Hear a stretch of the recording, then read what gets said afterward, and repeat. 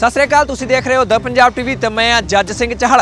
ਜਿਉਂ-ਜਿਉਂ देश ਦੇ ਵਿੱਚ ਲੋਕ ਸਭਾ ਚੋਣਾਂ ਨੇੜੇ ਆ ਰਹੀਆਂ ਨੇ ਤਿਉਂ-ਤਿਉਂ ਉਹਨਾਂ ਦੇ ਨਤੀਜਿਆਂ ਨੂੰ ਲੈ ਕੇ ਲਗਾਤਾਰ ਭਵਿੱਖਬਾਣੀਆਂ ਕੀਤੀਆਂ ਜਾ ਰਹੀਆਂ ਨੇ ਅਤੇ ਹੁਣ ਇੱਕ ਭਵਿੱਖਬਾਣੀ ਕਰ ਦਿੱਤੀ ਹੈ ਪੰਜਾਬ ਦੇ ਸਭ ਤੋਂ ਸੀਨੀਅਰ ਸਿਆਸਤਦਾਨ प्रकाश सिंह बादल ने।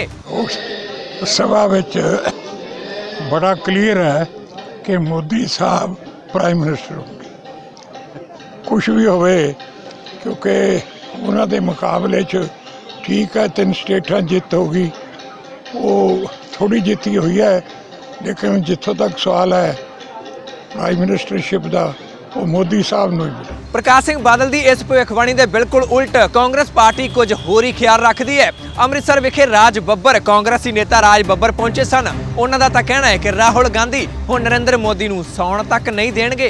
आपको क्या कहूँगा, मेरे ख्याल से राज बब्बर के कहने से पहले अब राहुल गांधी जी की 4 दिन पहले की अगर आप प्रेस कॉन्फ्रेंस आपकी ये बहुत आपने बड़े शाया की इसको हेडलाइन बनाकर और फ्रंट पेजेस पे मैं आपका शुक्रिया अदा करता हूँ।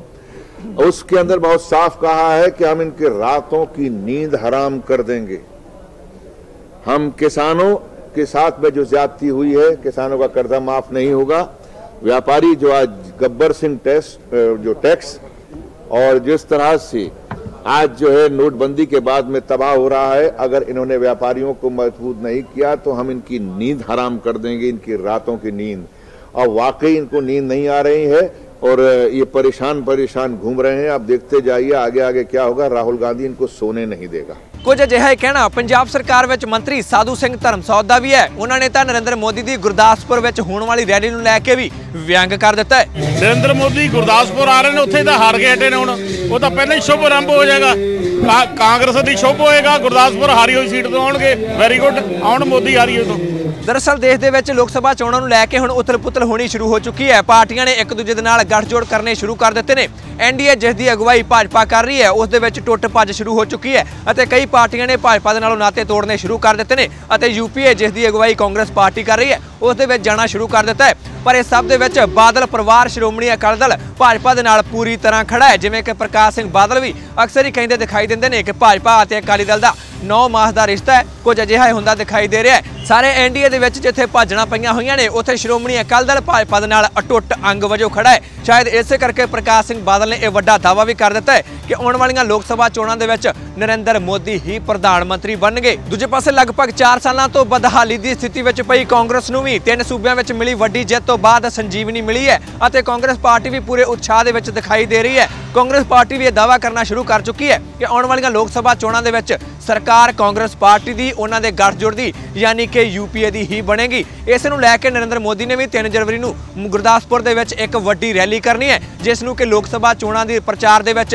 पहली रैली मन्निया जा रहा है। पर उसकी शुरुआत पंजाब तो की जा रही है। तुहानूं इत्थे दसना बहुत जरूरी है कि गुरदासपुर विच जिथे नरेंद्र मोदी की रैली होनी है उत्थे पहलां भाजपा का संसद मैंबर विनोद खन्ना सन। उन्हां दी मौत तो बाद ये सीट खाली हो गई सी। उत्थे बाई इलैक्शन हुई, उप चोण हुई अते कांग्रेस पार्टी का उत्थे कब्जा हो चुका है। शायद इसे करके नरेंद्र मोदी ने गुरदासपुर तो ही अपने चोण प्रचार की शुरुआत करने की गल सोची है। पर फिलहाल पंजाब के लोग, देश के लोग फतवा किस नूं देणगे इस ते सब दीआं निगाहां बणीआं रहणगीआं। पर प्रकाश सिंह बादल के बयान बारे एक सवाल हुण असीं तुहाडे तों पुछ लेना चाहुंदे हां कि की तुहानूं लगदा है कि प्रकाश सिंह बादल की भविष्यवाणी सच होएगी? लोक सभा चोणां तो बाद नरेंद्र मोदी ही भारत के अगले प्रधानमंत्री एक बार फिर तो बनणगे? इस बारे तुहानूं की लगदा है? इस खबर ते कमेंट करके अपनी राय खुल के बेबाक होकर जरूर दिओ। जेकर तुहानूं the Punjab TV news channel पसंद आउंदा है तो इस चैनल नूं यूट्यूब ते हुणे सबसक्राइब कर लो। जेकर तुसीं ये वीडियो फेसबुक ते देख रहे हो तो फेसबुक ते साडा पेज लाइक कर लो। मैं जज सिंह चाहल इस तरह ही पंजाब की हर खबर नूं निरपक्षता नाल तुहाडे तक पहुंचाउंदा रहांगा। तुसीं बने रहो द पंजाब टीवी दे नाल। माहौल आज मुल्क के अंदर जो ने और जिस तरह हो रहा है वो तुहाडे कोल सब कोल छुपिया हुआ नहीं गा, लेकिन फिर भी एक झूठ नूं बोलण वास्ते 10 झूठ बोले जा रहे हैं। जो हालात पिछले दिनों में हुए कि जुमले पे जुमले और जुमलों की फहरिस्त में जो है आज की तारीख के अंदर भाजपा ने एक भारी जुमला और दे दिया है। और वो जुमला कुछ इस तरह का है कि जिसको सुनकर सब लोग अचरज में या अचंभे में हैं कि जज साहब की अंग्रेजी ठीक नहीं। मेरा मतलब आप समझ रहे हैं ना। उनका कहना है कि जज साहब की अंग्रेजी ठीक नहीं,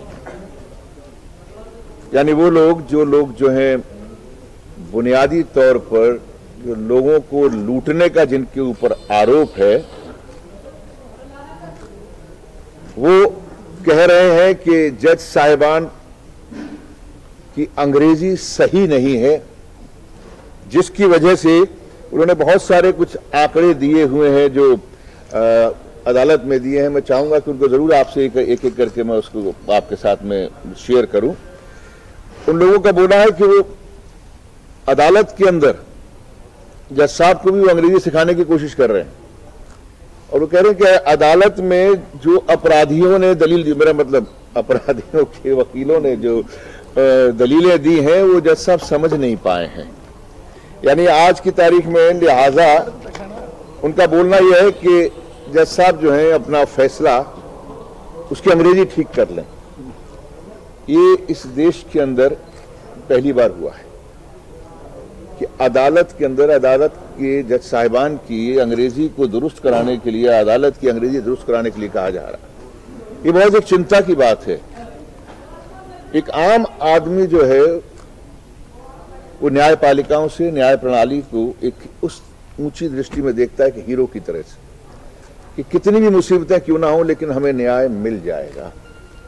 लेकिन आज उस न्याय प्रणाली के ऊपर, उन न्यायालयों के ऊपर, उन अदालतों के ऊपर जो है आज ये कहा जा रहा है कि उनकी अंग्रेजी सही नहीं है, उनको सही समझ नहीं आ रहा है। और ये बात जो है उनकी एक मुसलसल कोशिश के जरिए जाहिर हो रही है कि किस तरह से वो तमाम संस्थाओं को खत्म करते चले जा रहे हैं। सीबीआई, आरबीआई कोई बहुत पुरानी नहीं, आप लोगों के सामने है क्या हालात हुआ है आरबीआई का। मैं उन पर टिप्पणी नहीं करूंगा, जो भी आज की तारीख में जो गवर्नर साहब हैं, क्योंकि अब गवर्नर हो गए हैं, अगर ज़्यादा किया तो शायद नोट नहीं मिलेगा, क्योंकि दस्तखत उन्हीं के होने और नोट चलाना भी है हमने। तो आप देख रहे हैं कि वो कौन कैसे कहाँ से आए और किस तरह से वो तमाम जो लोग हैं जो उस सब्जेक्ट को समझने वाले थे वो किस तरह से छोड़ के चले गए हैं। सीबीआई का जो हालत हुई है देश के अंदर आज़ाद भारत में कभी नहीं, और सुप्रीम कोर्ट तो बहुत पहले से उन्होंने निशाने पर रखी हुई। उसकी वजह है, निशाने पर रखने की वजह है कि प्रधान सेवक कि जब तक हम ये नहीं समझेंगे, प्रधानमंत्री महोदय, प्रधान सेवक महोदय ने जो राफेल की डील की है, क्या ये राफेल की डील देश के हित में है? ये सवाल मेरा ख्याल से हर आम आदमी जानने की कोशिश कर रहा है। आप लोग भी लिख रहे हैं, कह रहे हैं, दिखा रहे हैं, सुना रहे हैं, लेकिन ये क्वेश्चन दिन पर दिन जो है और मजबूत होता चला जा रहा है कि क्या प्रधान सेवक महोदय ने जो डील की है राफेल जहाज की, क्या वो देश की सुरक्षा के हित में है? अगर सच पूछिए तो नहीं। इस सुरक्षा के हित में क्या है और क्या नहीं वो तो बात की बात है, लेकिन जिसके हित में है और जिस बात से ये डील की गई है वो सौदा बहुत साफ नजर आता है कि सौदा एक बहुत बड़े भ्रष्टाचार के घोटाले को करने के लिए किया गया है। और एक प्रधानमंत्री महोदय ने अपने एक दोस्त को, अपने एक मित्र को लूट का माल और लूट खसोट करने के लिए उसको प्रधानमंत्री जी ने इजाजत दिलवाई है।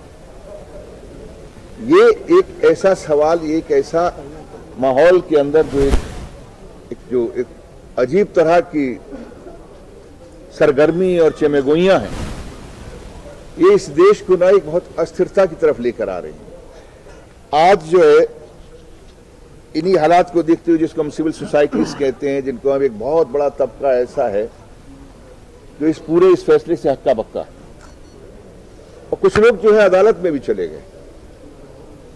अदालत में जाने के बाद में जिस तरह से अदालत को तथ्यों के साथ में गुमराह किया गया है,